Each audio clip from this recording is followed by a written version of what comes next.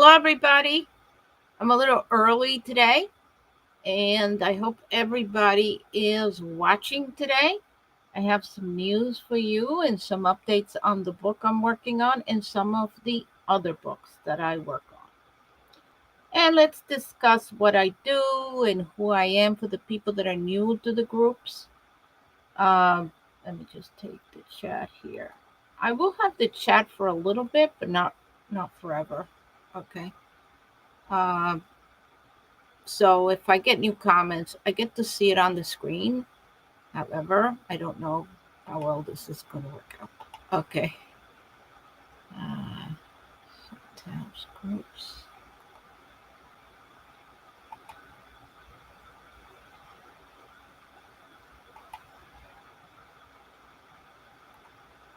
Okay. So for the people that are new to the group, I am broadcasting to several channels. I'm broadcasting to my own stream on the Lydia Yellow Pinto. I'm also broadcasting to the new group Save the Humpback Whales from Windmills, which is brand new and it's growing quite well. And at the same time, I'm broadcasting to my publishing house, which is Cloverleaf Publications. So we have some great news about the trolls. As you know, I've been engaging on a Don Quixote battle to slay the trolls for the windmills. And yeah, I am Don Quixote, reincarnated. And this book, as simple as it looks to you, it's a mourning of our whales, a tribute to all the dead whales. It's got poems, it's got stories about baby whales, it's got everything, it's got data. It also has two sides of every story. The pro wind people saying that it wasn't the windmills that did it, and the activists saying it was the windmills that did it. So for every whale, I showed the two sides of the story, and you can decide which one you side with. But for my group, I know which side you're siding with. Okay. Um, so it's going to be a few minutes before the time that I announced, which was 7:30, and it's been kind of an exciting week for me because for some reason somebody has paid for trolling, because the people that have been trolling me are not amateurs. These are people that know exactly what to say on a troll post. I took some of their posts, which were huge. They post huge posts, things. And I'm like, who are these people and where do they get the time to post 300 words on a post about a book about mourning our whales? I don't understand this. What is going on with these people? But they do. They also don't like this group, saving the humpback whales from windmills. I really cannot even begin to fathom what kind of people see this group with all these dead whales in the picture, all these windmills in the back, and they come in and then put laughing emojis on it. I, I, I have to say that's pretty bizarre, or that's dark. That's really dark and cold. They're going to laugh at the dead whales. I don't understand how these people operate, but I do. What I do is there are announcements for the group that I advertise. And on these announcements, sometimes they post an emoji to show how unhappy they are, except I don't think they understand that a ha-ha emoji means you're laughing at it. I don't know if these trolls are Americans or they could be Chinese or Russian, because as I posted in my group, there is a whole set of campaigns to astroturf the green energy power from windmills. And that has intensified since Mr. Trump, or President Trump, is now going to be inaugurated, and he will be president as of January 20th, I think. And I posted that he said on a news program that he was going to end the subsidies for the windmills. Now, let me explain to you how important this statement he made is. For every $1 billion windmill project that's out there, and there are many, this means that they're going to lose all their jobs. They're not going to be able to build these things without a subsidy, because the subsidy amounts to 30% of the total project. That's no small amount. That means they're not going to have any kind of profit, because generally profit is about 30%. So the one, for example, that we're getting here at Atlantic Shores, which I just put in my public comment for, by Mr. Murphy, or Governor Murphy, those people are very worried, because while the New Jersey state is all Democrat, the subsidies are coming from the federal government. And so without that money, if that Trump just cuts off the money, he's hiring Elon Musk to do the cutting. The man he's got no soul. He'll do it, they'll just cut the subsidies. That means they're not getting a check, even though they might have had an agreement that they were going to do this, and when they got done, they were going to get a check. They're not getting a check. So who's going to pay for these windmills? In addition to that, as things start changing in the local governments, more and more anti-wind people are going to be in there. And anti-wind, there's not just Republicans, as you might think. Anti-wind could be any number of environmentalists, could be Democrat or Republican, any number of people who are independents. The independents are a big group, and they will not be in favor of the wind, generally. And a lot of the people that are pro-wind are the people like the teachers and the ones that are real Democrats, that have always been Democrat, and they'll go along with whatever seems, whatever narrative the Democrats put out, no matter how bizarre it might be. Okay. So pretty much knowing the market, I could tell you that in New Jersey, we're having kind of a change, kind of a reset. And the Republicans may be much more in charge, but we're also talking not just Republicans, we're talking independents, and we're talking Democrats who don't want the whales harmed, who don't think this is the right green energy that we should be pursuing. First of all, is 4 times as expensive as windmills on the ground, on land. And it is too many subsidies. And with the subsidies being cut off, they're not going to be able to make a profit. So what will happen if President Trump decides to cut off all the subsidies to these incoming windmills? It's going to be disastrous for that industry. Of course, they're desperate, and they're trolling me, thinking that I'm going to do something to their to their business. I'm not. What I am is an independent journalist. I research things scientifically. I go through and collect information and summarize it. I don't make up the stuff. I use AI to summarize the information. I go and grab information from local newspapers, because they're the last vestige of true journalism left in this country. Everything else is unfortunately compromised. Everything else is managed by the narrative of whoever wants to push a certain agenda. It could be Democrats, but it could be other people. Okay.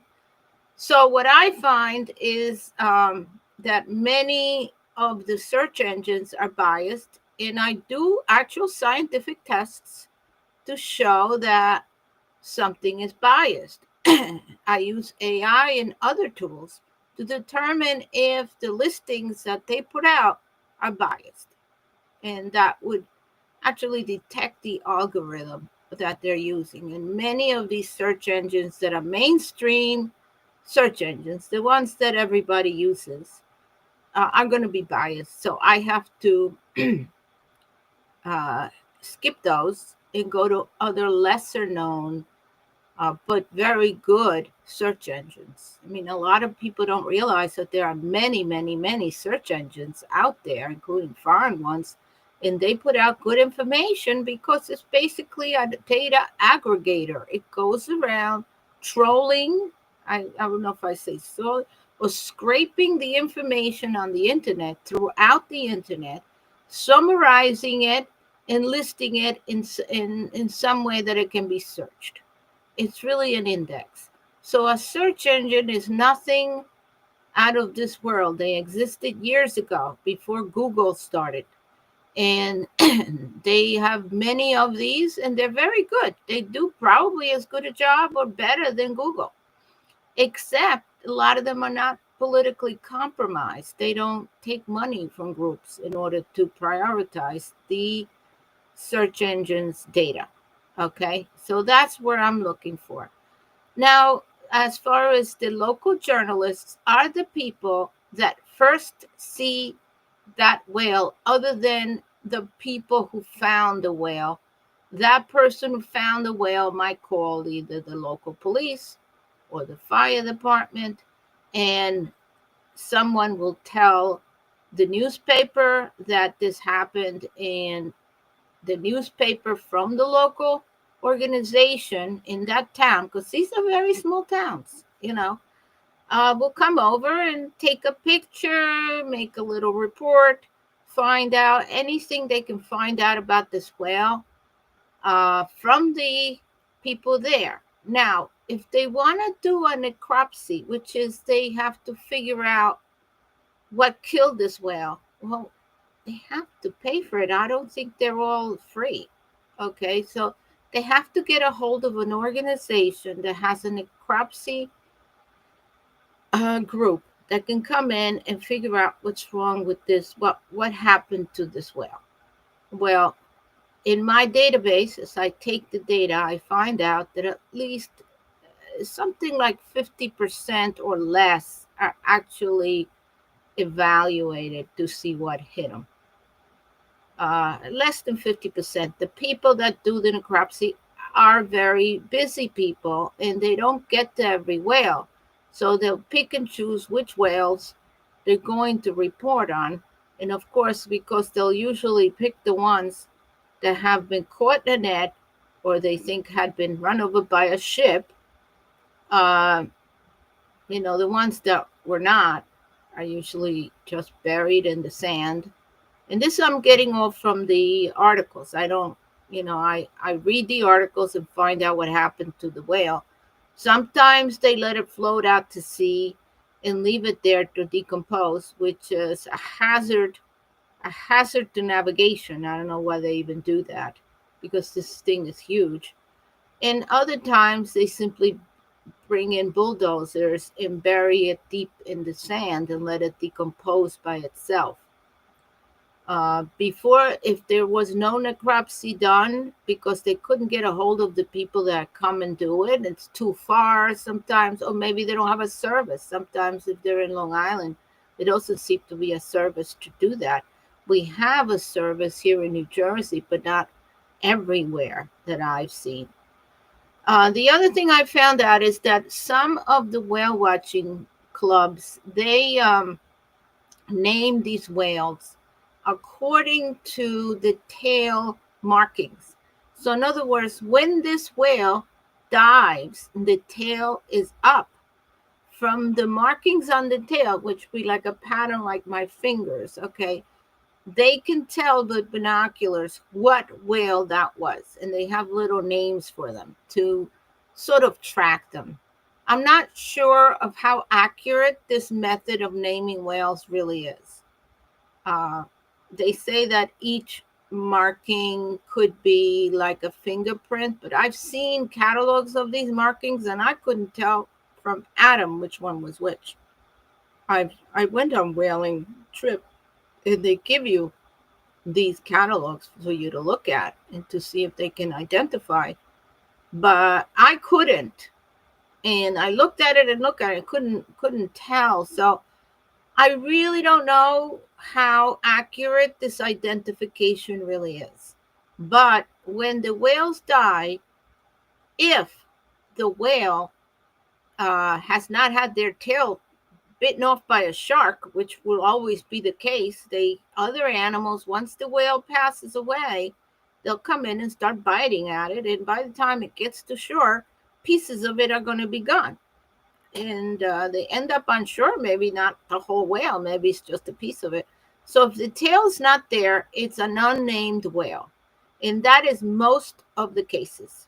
Most of the cases, there's no name because they couldn't match that whale to the original catalog that the whale watchers use. And I think there are several around. So I don't know. I'm not sure that all these names are cataloged in a database where they can really exchange information. And as I said, it takes a good eye to really determine what the name of that particular whale was from the tail. If the tail's not there, you have no luck. So in order to, since part of my book is data, the other part is a little dramatization of what each whale went through when before they died and who their family was, what their role in the pod is, because these are families and each has a role depending on the age. And we know the age of the whale, we know the species of the whale, we know how big it was. We know if they had a name or not. So we can get a lot of information from that data. We also know what the journalists said about the whale when they published their local article. It could be a small press, a small independent newspaper that published it. It could be a little larger newspaper. This is before the mainstream media, as I call the national news, picks up on that. Now, for over 100 whales that I have cataloged, there's only a handful. Actually, these were picked up by the main media or the national media. Very, very few. They're not going to devote any time to a dead whale in a small town in Long Island or in New Jersey. It just won't. It's not national news. Okay, they have other stories to talk about, such as, celebrities or whatever, whatever they talk about that sells them newspapers and sells them advertising. They're not going to spend any time on a dead whale. They might mention it as like a tiny headline, and they're definitely not going to give you all the information because there's no room and time for that. So, and they may pick this up only if the local news actually publishes this in some sort of digital network that will distribute that news. Not everybody does that because that costs money and they're not going to always do it. So if you're running a small newspaper or sometimes the newspaper is advertising for the town, or it could be many, many types of newspapers. Or it could just be a website that they run with the news. They may not have the money or time to really send information to the mainstream media because they're not in the business of distributing information. They're in the business of basically serving the local community. So there's no profit to be made by giving this information to NBC News, CBS News, any of those. Why should they? And the articles, as I know some people that have been working as independent journalists in these small towns, A lot of newspapers get syndicated articles from routers and other places. It costs money to get those, okay, and to publish those. Or they may have a local reporter or a young person, usually, that goes out and does the legwork and goes out and takes a look at the whale and does everything that needs to be done. They file the article with the newspaper and they've made money, okay, as a reporter. That's an independent reporter, like Clark Kent, okay, in Superman. It's Clark Kent. He was a reporter, although he worked for a publishing company. But they don't get news from Reuters. Reuters. They don't get news from them, and from many other syndicated journalists copy. They don't. So they may have some articles that they'll use to fill in, but mostly they try to publish articles that are for the community. Some small newspapers don't have a local reporter that they're paying, so they may be only publishing things that come in the syndicated systems. Okay, so it depends on each town how they're going to report this whale. Okay, now there are organizations throughout that have the job of compiling the data on the dead whale.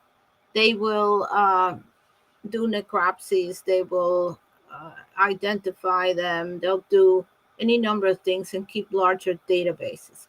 However, if something happens today, it's going to take a few weeks before the organization gets to that data and puts it on their website or actually analyzes it.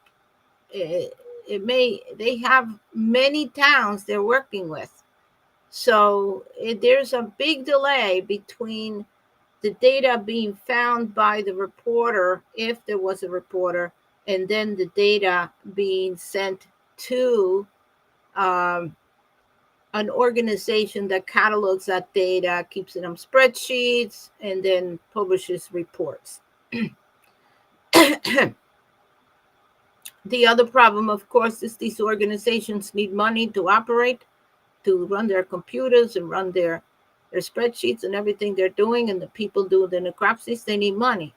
And where are they going to get the money? There's not that much money out there that will pay for their time from donations from activists. Activists don't have any money. So it's the companies trying to sell the windmills themselves that usually like to pay for these services, or the government. And if the government grant, it's going to be skewed because the government is pushing the windmill. So you can see that there's a little problem there, and who's funding the research. Okay, so you're going to see a lot of bias in the results, and that you have to analyze each report and go through and determine if this report makes sense, which is not an easy task. Okay, so as a researcher, I rely on numerous programs that go through the text and the data to determine these things. And I put this together into articles for each whale, and I have other articles in the book talking about or educating you about wind power, about how the government deals with it, about how the ships avoid the whales, and any number of other things and information, so that it becomes sort of a reference as well as a nice book to honor each whale. Okay, so enough about this. I think I've talked about this book enough. I am only 30% done with it, which is frustrating me because I keep finding more whales and I want to give them all an equal chance. So it's going to take me several weeks to finalize this book. Okay, so let's move on to trying to read you a piece of this book. And let me get to the notes. Okay.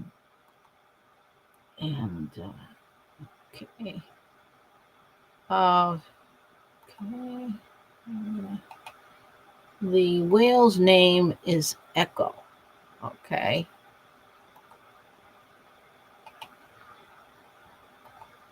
Okay. So the whale's name is Echo.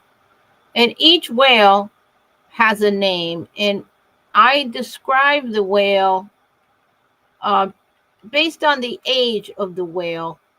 We know what kind of role they had in their pod because they are a social animal. They are an intelligent animal. They are a self-aware animal, which rates them very high on the intelligence scale. Any animal that is self-aware and recognizes themselves in a mirror is highly intelligent. I believe chimpanzees and maybe gorillas can determine that this is them in the mirror and not somebody else. I'm not sure, but I know whales can, and they've done tests about this and all of this. So, self aware whales, I don't know if that means that we should care more about the whales because they're self aware uh, instead of caring equally about the dolphins. Okay. So, um, I think that let me read to you this and read to you one of the chapters of many chapters in this book. Okay. Morning prayer for Echo. O gentle spirit of the open sea, your journey ended too soon, too silently, with calls unanswered and pathways unclear. You left behind a tale we must hear. May your memory guide our way to protect you, your kin, in oceans each day. Date of his death was November 7th, 2023. Type of whale was a humpback whale. Location in New York, New Jersey Bight.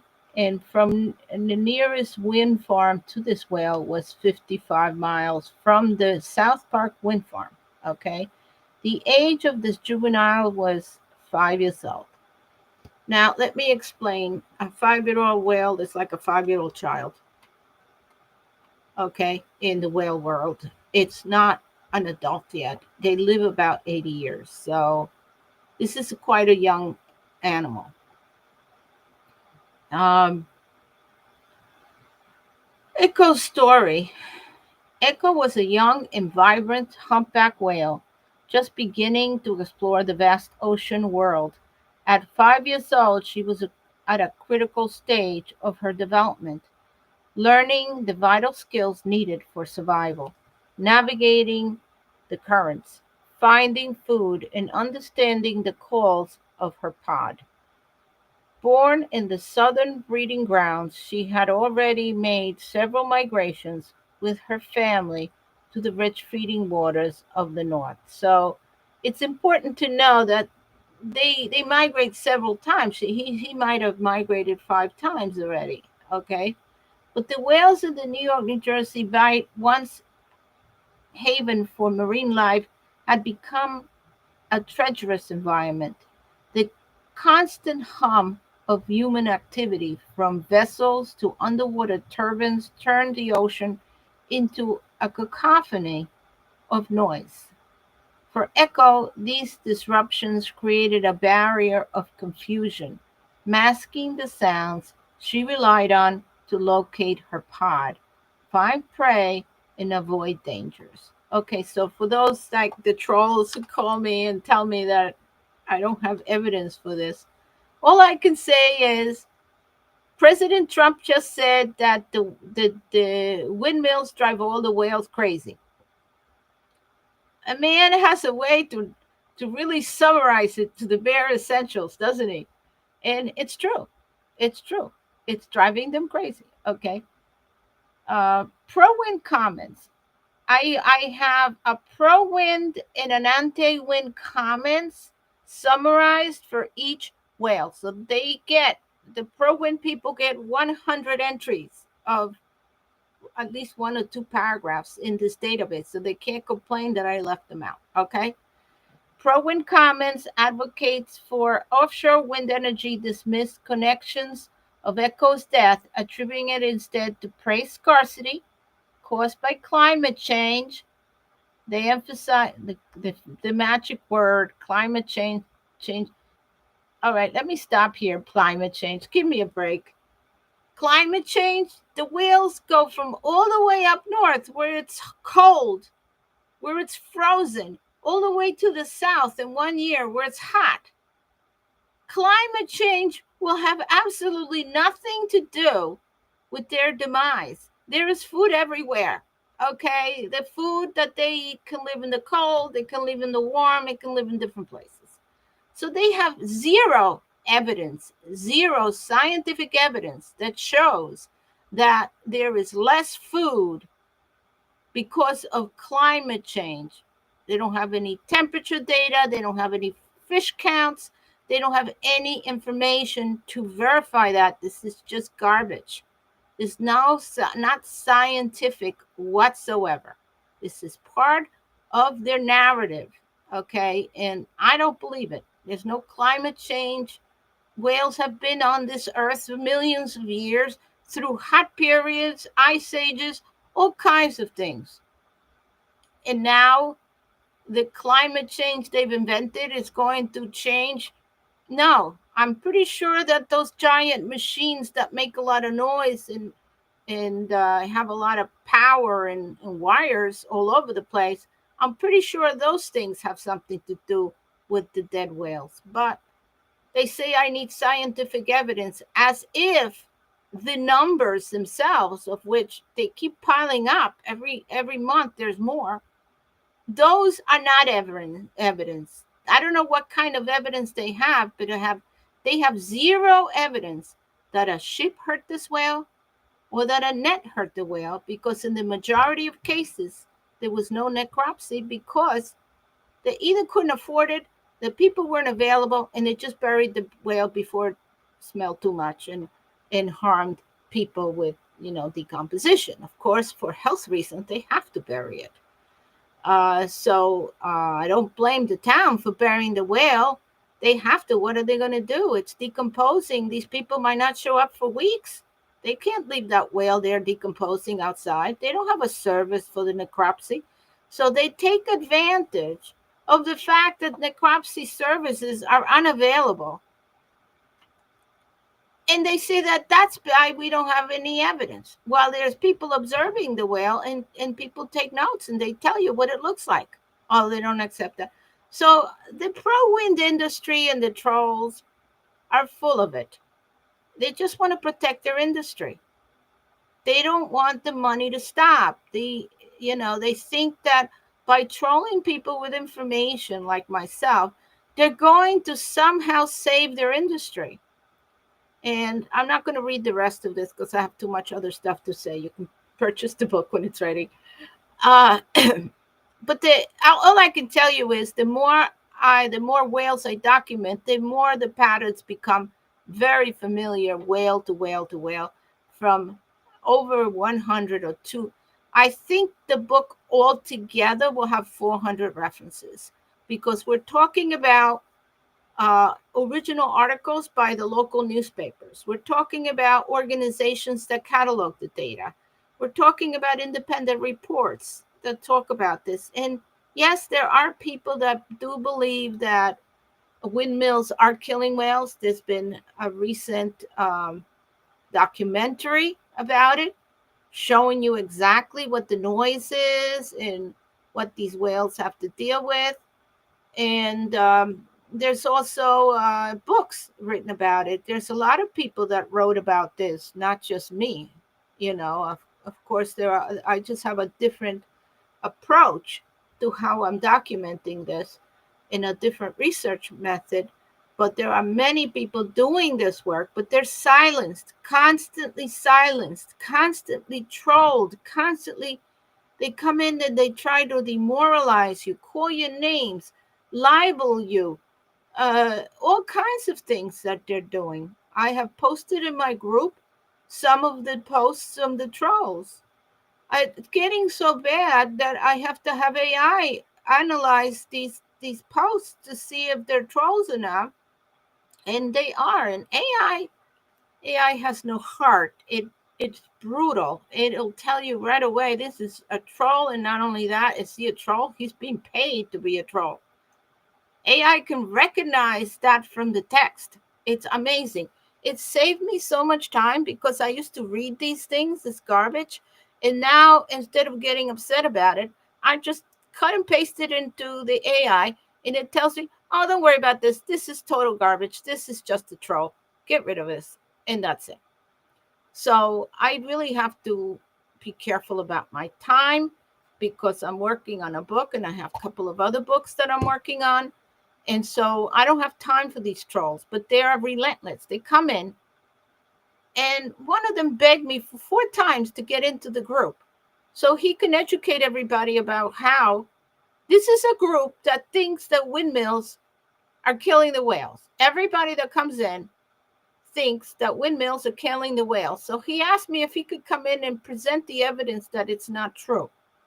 I said, I don't care about your evidence. I don't believe your evidence. Your only evidence is that we have no proof. And at the same time, I could say that you have no proof. So where are we? There's no evidence here that you have. You have no evidence of anything. So I think we have evidence. We have data. And it doesn't matter if there's data or not. If people perceive that these animals are dying because of the windmills, and they know in their hearts that they've seen more and more deaths of these animals over the span of 3 years, I trust those people. They live there all their lives. If these people don't think these machines look good in front of their water, I don't care. I think they're right. They're ruining the environment. If these people think that it's hurting the fish or hurting the marine life, they sure do. They make a lot of noise. They are pollution. They have oil that leaks. And if these people think that these things should be dismantled now before the companies run off and leave them to rust in the middle of the water to harm the wildlife, I tend to agree with them.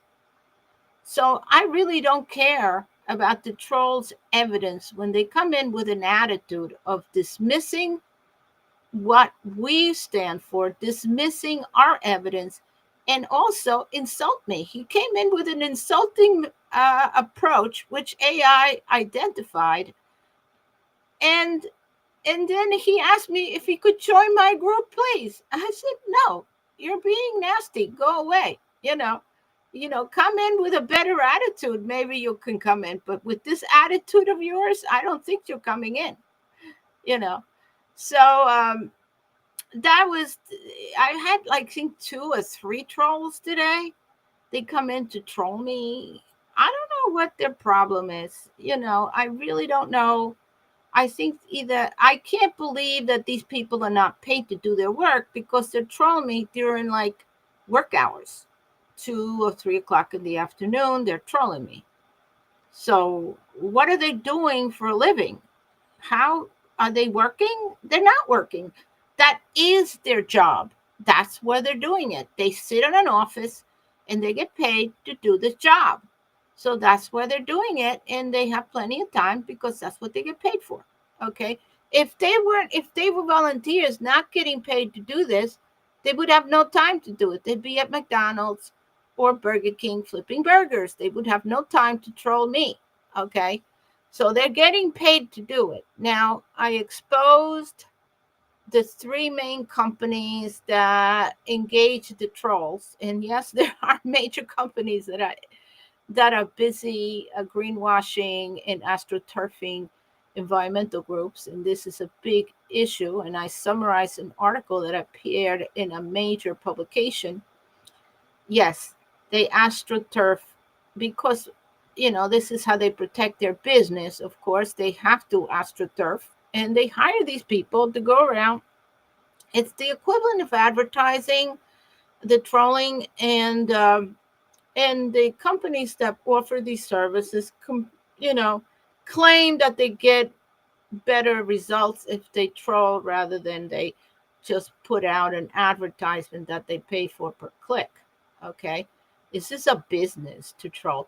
But there are three major companies. One is a Russian company, the other one is a Chinese company, and the third one I think is Crowd.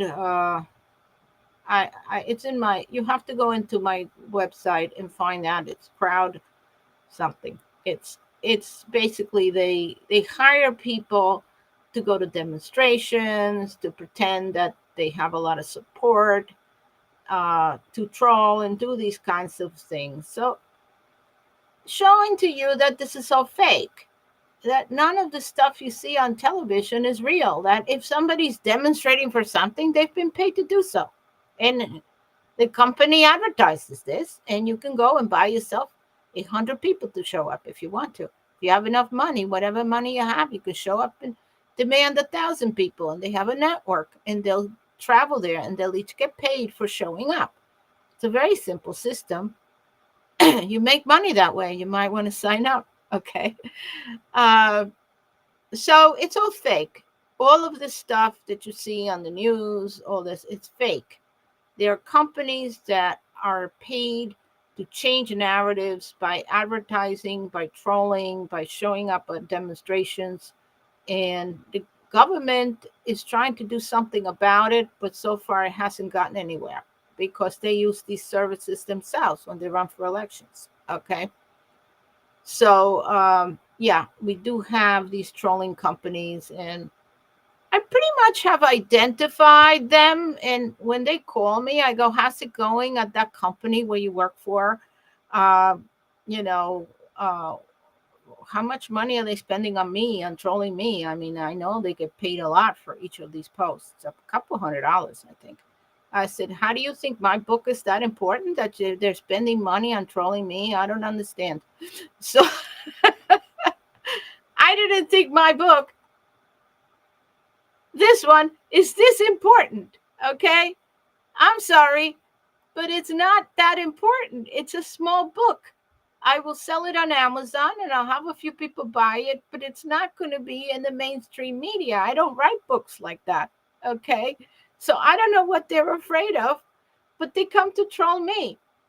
It's pathetic. They must be losing somehow. They're losing because they're desperate to troll somebody small, instead of trolling Trump, who has actually outright said that he doesn't want the windmills. Okay, why don't they troll him? So it's really, really pathetic. In my opinion, before I end, I didn't go over the children's books. We didn't have time. I'll go over it another time. No, let's go over it now because I'm tired of talking about this chat. So, oh, okay. I was supposed to talk about this. There's a book that I wrote several months ago called Farting Cows and Melting Ice: The Great Climate Panic Debunked. I had written another book that was more of a scientific book that talked about how climate change is really more of a political, um, thing rather than a science based, um, thing. That the science is too buried in the politics. And so I wrote a book talking about the business of climate change and why the narrative it has become, instead of a science-based endeavor, it has become a political endeavor, and that in reality the whole panic is false, and that the figures prove it. The science, the chemistry proves it. Okay, it proves it. So I also have a database of about 100 scientists that have said that they don't agree with the climate change narrative and have done studies that disprove everything that they've done. Okay. So anyway, as I say, I'm an aggregator of information. I take summaries from different types of articles and put them together into a book, like most writers do of books like this. Most writers do that. They go and they look at references and they come to conclusions and they write a book. So I'm a book writer. Okay. Uh, but this book has taken off. This book is doing very well. out there. So I'm surprised. But being that this is the basis for for having the windmills in the first place and spending more money on that energy than you would for other types of energy, then we're in trouble, because the whole thing is based on a lie. Okay. And if you read the book, you realize it's a lie, and it's scientifically proven it's a lie. It's just that whatever data the scientists came up with, the politics twisted it to the point that they made a panic out of it, and they created a whole business around it, because anytime there's a panic, you can sell something to, and according to them, if we just pay more taxes, the whole climate change will go away. They'll actually be able to stop it. Climate change is in the hands of politicians who tax you. The more taxes you pay, the more they can stop the climate change. Okay. When you say it like this, of course, it sounds ridiculous, but that's how ridiculous it is. Okay. So let's go back here. Okay. So I'm going to try to go to the children's books. So unfortunately, the way this works, I have to kind of search replace. I don't know why it looks like this. Children's books. Okay. So let's quickly go through the children's books. Okay. As you know, I own a publishing company called Cloverleaf Publications. I've had this for a long time. I had changed the name a while back because of a conflict with another publishing company, from Greenleaf Publications to Cloverleaf Publications. Okay. And I've been expanding my list of children's books. And some of my bestsellers uh, are this little guy here, um, Lily the Worry Monster is one of them, and this guy, The Worry Monster: A Story About Childhood Anxiety. This is one of my bestsellers right now in the UK. I sell these every day. Okay. It's about anxiety, and kids do have a lot of anxiety. And how to address that. Okay. This other book is also fairly popular. This is Licorice Adventures. This is my dog. And it talks about um, the wildlife in my little neighborhood. We have small, a small forest in the back of our neighborhood. It's about 5 acres. It's very small, but it has so many wild animals you wouldn't believe. And this is a story about my dog exploring the wildlife. Fictional story. He never escaped to the forest, but I made believe he did. And the cat that he meets. And it's a very cute story. It's very localized. It's about Little Lake Harbor, Osborne Island. And there are recognizable characters, because a lot of the people here, they know these animals. They see them. They have names for them. This is how close the people living in an area like this become to the actual wild animals that live there. We know them by name. Okay, we know who's who, and we cherish these animals. So this is another book that is very popular. This one here, Licorice's Big Adventures: Dawn Patrol at Graveling Point Beach, Little Lake Harbor, New Jersey, talks about the amazing cats of Little Lake Harbor. And these are the condos. These are the dogs. This is a cute story, and it's really local, but it actually sells overseas, believe it or not. And this one also, it talks about Rutgers University, and the wildlife over there, the wildlife that we're trying to protect. I'm not just trying to protect whales. Uh, each group protects a different animal. And this is one of my favorites, Leah and Spotty: The Heartwarming Rescue of a Seal by a Budding Marine Biologist, a paperback. And this is about a young girl who becomes attached to an animal She volunteers at a rescue center, and she meets Spotty, this little spotted seal, and she plays with him, and she plays ball with it, and she helps him heal, and wants to take him home and put him in the bathtub, as most kids would, wouldn't they? So yeah, so that's what happens, and well, if that's what happens, and kids become very attached to these animals. And in this, the picture in the front is Leah crying because she has to let go of her little puppy, her little spotted seal, which is like a puppy. They're really puppies. They're absolutely gorgeous and cute and everything and cuddly. Okay. These animals, the spotted seals, are also part of the New Jersey wildlife. And I am studying to see if these animals are getting and are being harmed by the um, windmills. I know of many dolphins that have been harmed by windmills and other things. The fact that we have a lot of boats, a lot of recreational boats, and we see a lot of dead dolphins. So I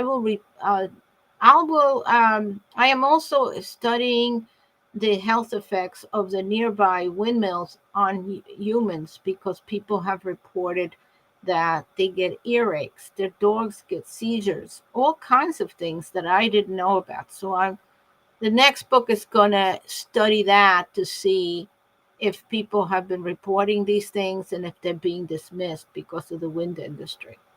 So, of course, one of the big books that I'm going to be writing after this one is going to be on astroturfing, because, as we explained, the narrative has been manipulated by industry in the woke movement, uh, pushing out their garbage. And um, let me explain what happened to me today, so you know.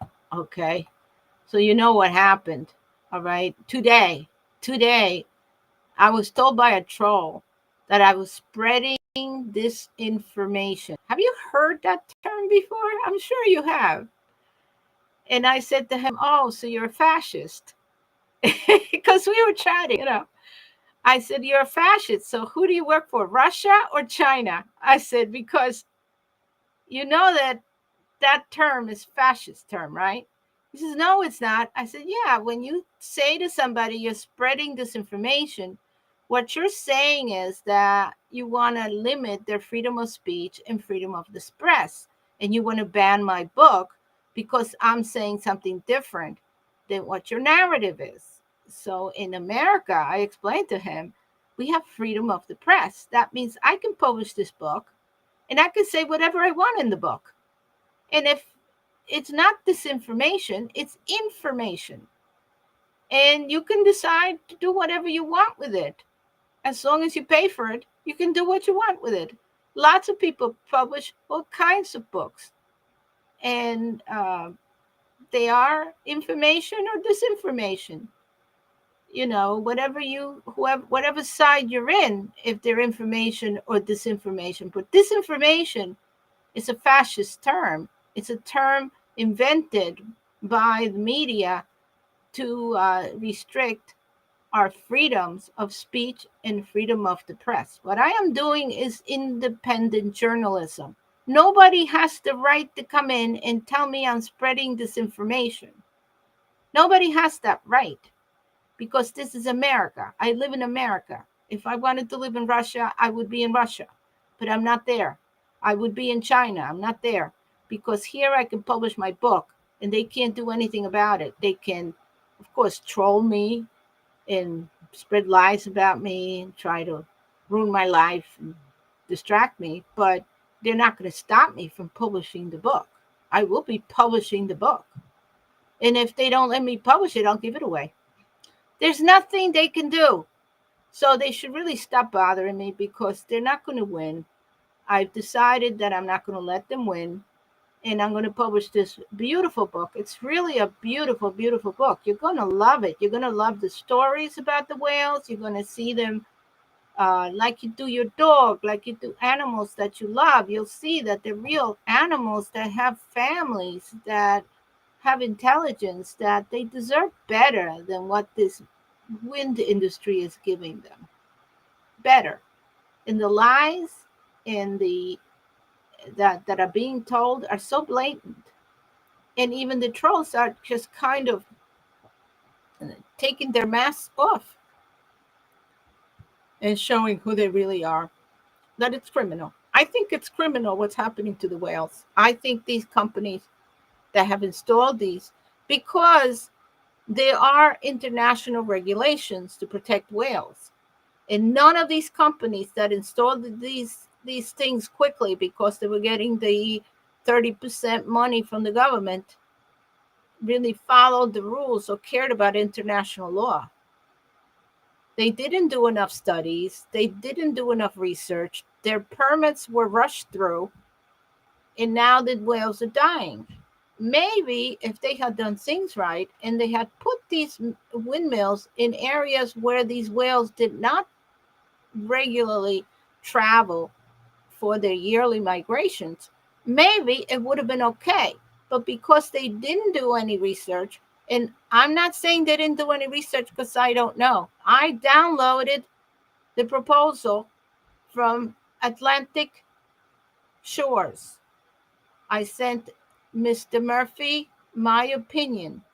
I didn't trust my own interpretation, so I fed the whole thing to AI.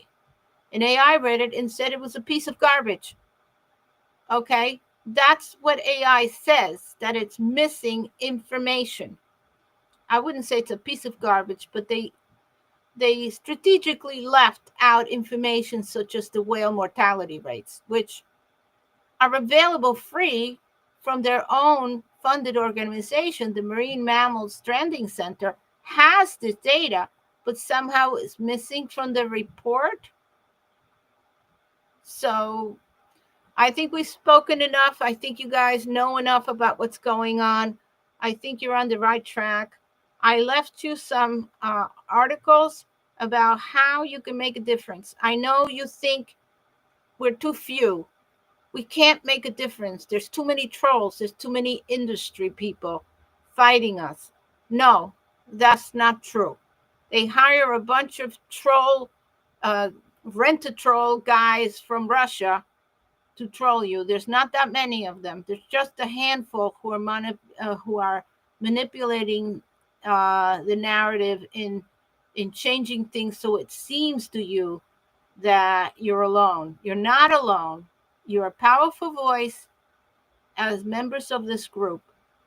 And what I suggest to you, and I left you an article, is write letters to the editor. Every town has a small newspaper. Make a list of this, and you can look them up online and send them each. Not a letter on the email. No, don't do that. Write it down by hand if possible and send it with a stamp. Trust me, that makes so much more of a difference than if you send it by email in just how it's processed. Okay? So do that. If you can't write a letter, you have problems writing, I suggest you go to ChatGPT. There's a free version of it, and tell them what you want the letter to look like, and it'll write it for you. Also, I think that Google Gmail has a writing tool right now, so it can help you out. So if you don't know how to write for reason, or you can't see well, or whatever reason you may have, you can get these tools to help you write it, and you can write it. And if you take the time to write one of these letters every week, even more often if you can, and send them to a different newspaper, you're going to see that if every person in this group does that, 75 people so far, if you all do that, it's going to make a difference. Trust me, it makes a huge difference. So write these letters, and that's part of your activism homework for today. Don't listen to the trolls. Don't listen to these nasty people. There are a handful of hired hands, rented trolls. They're not the majority of Americans. Okay, you have do also that trolling works both ways. If you see their pages somewhere, you know, you can also leave emojis or, troll them if you have time. Okay. Thank you very much.